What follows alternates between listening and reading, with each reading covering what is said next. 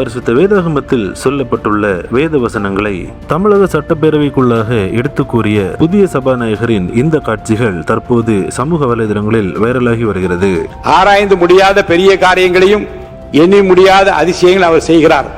உனக்கு செய்யத்தக்க திராணி இருக்கிற போது செய்யத்தக்கவர்களுக்கு செய்யாமல் இராதே. நீ உன்னிடத்தில் அன்பு கூறுவது போல பிறனிடத்தில் அன்பு கூறு என்கின்ற அந்த வாசகங்கள் தான் என் நெஞ்சத்தை விட்டு அன்றாடம் நீங்காதிருக்கிறது.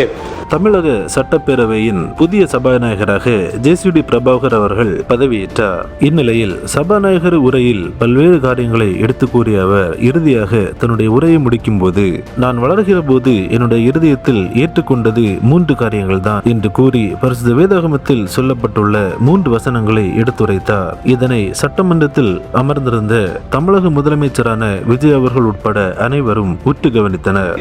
நான் வளர்கிற போதே என் உள்ளத்தில் ஏற்றுக்கொண்டது 3 தான். ஆராய்ந்து முடியாத பெரிய காரியங்களையும் எண்ணி முடியாத அதிசயங்கள் அவர் செய்கிறார். உனக்கு செய்யத்தக்க திராணி இருக்கிற போது செய்யத்தக்கவர்களுக்கு செய்யாமல் இராதே. நீ உன்னிடத்தில் அன்பு கூறுவது போல பிறனிடத்தில் அன்பு கூறு என்கின்ற அந்த வாசகங்கள் தான் என் நெஞ்சத்தை விட்டு அன்றாடம் நீங்காதிருக்கிறது. தமிழக சட்டப்பேரவைக்குள் பரிசுத்த வேதாகமத்தில் சொல்லப்பட்டுள்ள வார்த்தைகள் ஒலித்திருப்பது நம்மை சந்தோஷமடைய செய்கிறது. கிறிஸ்துவுக்குள் பிரியமானவர்களை, தமிழகத்தில் ஒரு நல்ல ஆட்சி மலர நாம் அனைவரும் நம்முடைய ஜெபங்களில் நினைவு கூறுவோம். கிறிஸ்துவுக்குள் பிரியமானவர்களே, இந்த தகவலை தவறாமல் உங்கள் நண்பர்களுக்கும் பகிருங்கள். எங்களோடு இணைந்து பயணிக்க இந்த சேனலை சப்ஸ்கிரைப் செய்து கொள்ளுங்கள்.